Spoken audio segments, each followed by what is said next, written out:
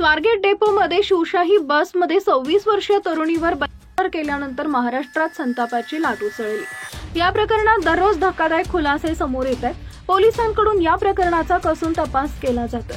पोलिसांना आरोपी दत्ता गाडे याचा मोबाईल सापडलाय। त्याशिवाय पीडित तरुणीचा जबाबही पोलिसांकडून नोंदवण्यात आलाय।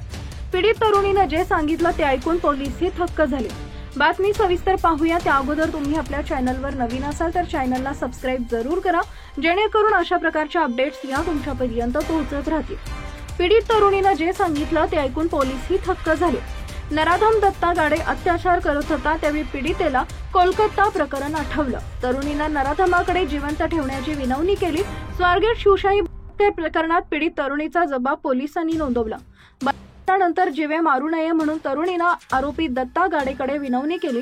दादा तुला काय करायचंय ते कर, पण मला जीवे मारू नको अशी विनवणी पीडित तरुणीनं आरोपी दत्ता गाडे याच्याकडे केली होती।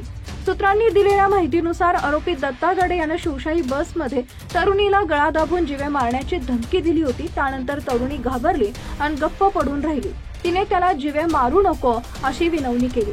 तरुणीचे फलटणला जायचे तिकीट ही पोलिसांकडे पुरावा म्हणून जमा झालाय। पीडिता घाबरली आहे, ती कोणताही प्रतिकार करत नसल्याचं लक्षात येताच नराधम दत्ता गाडे यानं शिवशाही बसमध्ये दुसऱ्यांदा अत्याचार केल्याचं तपासात समोर आलंय। दादा तुला काय करायचंय ते कर, पण मला जिवंत ठेव अशी याचना तिनं नराधमाकडे केल्याची माहिती समोर येते। आरोपी दत्तात्रय बसमधून उतरल्यानंतर पीडितेने गावाकडे जात असताना मित्राला आणि बहिणीला आपल्या सोबत घडलेला प्रसंग सांगितला।